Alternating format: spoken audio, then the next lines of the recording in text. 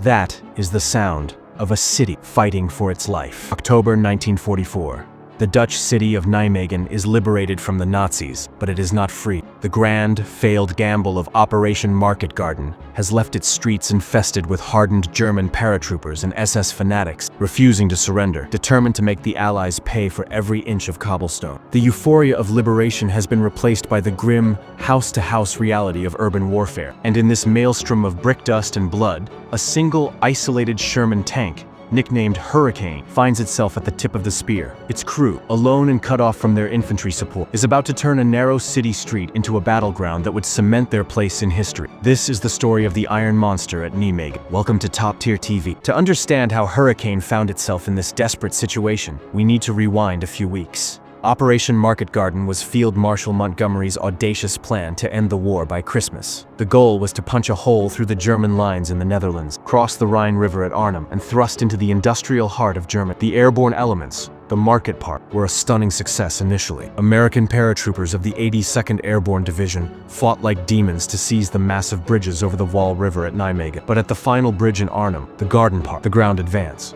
was stopped cold. The British 1st Airborne Division was chewed to pieces. The operation had failed. But that failure left the 82nd Airborne and supporting British armor holding a narrow, vulnerable salient, with a very angry and very present German army still inside the city they had just liberated. The job now was to clear Nijmegen, street by street, building by building, and that is a job for infantry and the tanks that support them. Enter the M4 Sherman tank. To the infantry, it was a mobile fortress, a bringer of justice with its 75mm main gun and 50 cal machine gun. To its 5-man crew, it was a cramped, noisy, and vulnerable home. And to the Germans lying in wait, it was a prime target. The Sherman, for all its numbers and reliability, had a brutal nickname, the Ronson, for its tendency to catch fire when hit. Its armor was no match for the heavier German panzers at range, but in the close confines of a city, it could be a monster. On this day, one Sherman from the British Grenadier Guards, callsign Hurricane, was pushing down a narrow street. Their supporting infantry was held up by ferocious German fire from windows,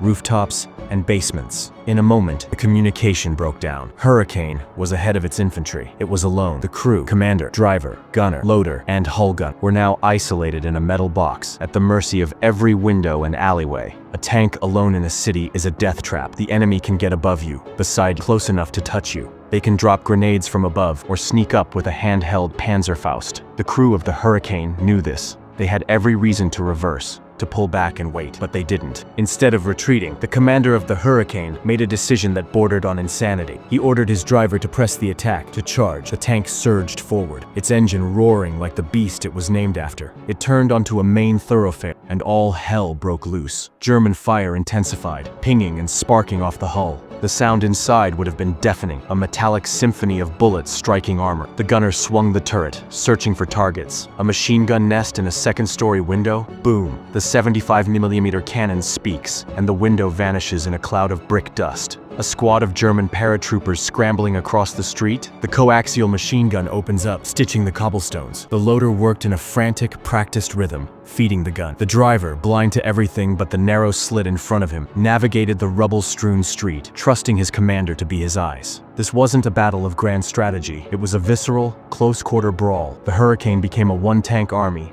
dominating the street. It would fire its main gun point-blank into buildings to clear resistance. It used its sheer mass to push through barricades. For the trapped British infantry behind them, the sound of the Hurricane's gun moving forward was a signal. It was the sound of hope. It was the sound of an iron monster clearing a path. The tank's furious, solitary charge broke the German defense's spine on that street. It disrupted their positions, drew their fire, and created enough chaos for the infantry to finally advance and consolidate. The Hurricane had turned a potential disaster into a hard-won victory. The story of the Hurricane at Nijmegen isn't about a famous general or a sweeping battle maneuver. It's a story of micro-level courage. It's about the 5 men inside a steel coffin, cut off from everyone, making a decision to advance into the unknown. It's a testament to the sheer, terrifying power a single determined unit can wield, and the difference it can make on the battlefield. It exemplifies the brutal, grinding nature of the fighting in the aftermath of Market Garden, a campaign of forgotten streets and unnamed heroes. The Hurricane and its crew were just one of many, but their actions that day were a powerful symbol of relentless, defiant pressure against a stubborn enemy. If you appreciate these incredible stories of courage from the Second World War, do us a huge favor and hit that like button and subscribe to Top Tier TV. We delve into the history so we don't forget the sacrifice. And we want to hear from you in the comments. What other lesser-known stories of bravery from WWII do you think deserve to be told? Let's get a conversation going. Thanks for watching. Until next time on Top Tier TV.